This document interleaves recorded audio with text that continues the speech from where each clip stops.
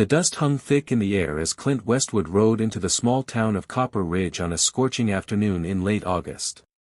His leather duster coat was caked with the grit of 3 days' travel, and his horse, a sturdy roan mare named Justice, looked as weathered as her master.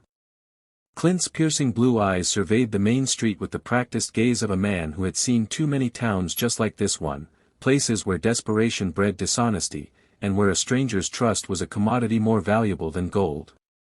He wasn't here for trouble. At least, not initially. Clint had heard about a ranch on the outskirts of Copper Ridge that was selling prime cattle at prices that seemed almost too good to be true. After months of working odd jobs and bounty hunting across the territories, he'd saved enough to invest in a small herd. His dream was simple: settle down, start a ranch of his own, and leave behind the violent life that had defined his past 20 years. The man who had advertised the cattle was named Silas Thornton, a farmer with a reputation that preceded him in ways Clint should have paid more attention to. But hope, that dangerous emotion, had clouded his usually sharp judgment. Thornton's farm sat at the edge of town, a sprawling property with weathered fences and a barn that had seen better days. When Clint arrived, Silas emerged from the farmhouse with a wide smile that didn't quite reach his eyes. He was a portly man with thinning hair and a face that could sell snake oil to a doctor. "Mr. Westwood, I presume?" Silas extended a meaty hand. "I've been expecting you. Word travels fast about a man of your reputation." Clint shook his hand firmly, his expression neutral. "I'm here about the cattle. Your advertisement said 40 head, prime breeding stock." That's right," Silas said enthusiastically, gesturing toward a distant pasture where cattle grazed in the afternoon sun. "Best livestock in 3 counties. Strong, healthy, perfect for starting your own operation." From a distance, the cattle looked impressive. Clint could see their substantial frames moving against the golden grassland. Silas kept up a steady stream of conversation as they walked, pointing out various features of his property, dropping names of satisfied customers, weaving a tapestry of credibility with practiced ease. "Now, I know the price seems low," Silas said, as if reading Clint's mind. "But I'm getting old, Mr. Westwood.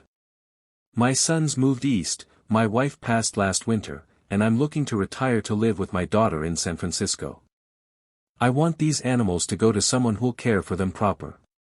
Clint nodded slowly. The story fit too neatly, but his heart wanted to believe it. He handed over a pouch of gold coins, months of sweat and hard-earned bounty money. 2 days later, Clint returned with a hired wagon to move the herd. What he found stopped him cold. Half the cattle were diseased. Several lay dead near the water trough. The rest were thin, sickly, and unfit for sale. The prime herd had been an illusion. Silas had driven his better stock to a neighboring field during Clint's visit, leaving only the worthless animals behind. For a moment, Clint felt the old rage stir inside him, the same fury that had made him a feared gunslinger years ago. But he took a deep breath. Killing Silas would be easy. Teaching him a lesson he'd never forget would take skill. That night, Clint camped on a ridge overlooking the farm, formulating a plan. He spent the next week observing every movement, the deliveries, the workers, the way Silas sold cheap goods to desperate locals. It became clear that the farmer had been running scams for years. Clint visited the sheriff quietly, offering a business proposal. Together, they spread word that a government buyer was coming to town, looking to purchase large quantities of beef for the railroad expansion. Silas, greedy as ever, took the bait.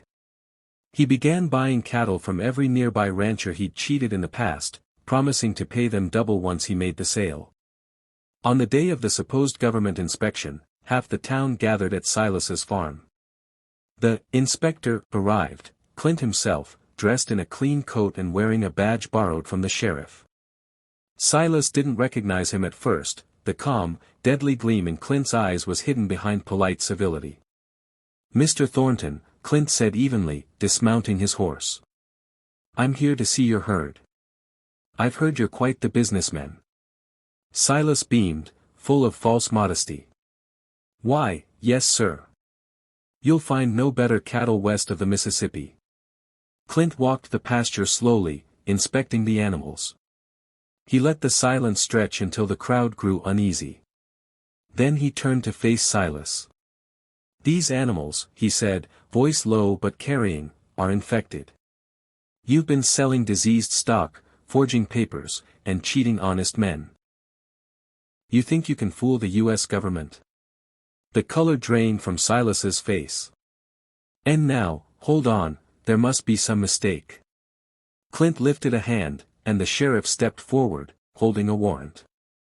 Silas Thornton, he declared, you're under arrest for fraud, animal cruelty, and theft. The crowd erupted in murmurs. Silas's knees buckled as he was handcuffed. For years, the townsfolk had suffered under his deceit, now they watched justice unfold before their eyes. As the sheriff led him away, Silas looked up at Clint, realization dawning in his eyes. It was you set me up. Clint adjusted his hat, his voice calm and cold. No, Thornton. You set yourself up the moment you thought you could cheat an honest man. He turned and walked toward Justice, his mare waiting patiently by the fence.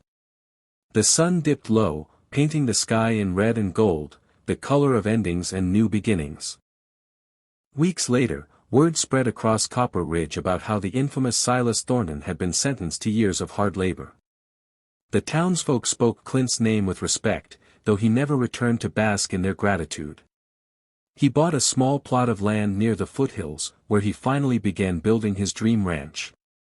Sometimes, late at night, as he watched the stars burn over the desert, Clint thought about that day, about how easy it would have been to draw his gun, to let rage decide justice. But he'd learned something too, true strength wasn't in the pull of a trigger, but in the power to walk away once the lesson was taught.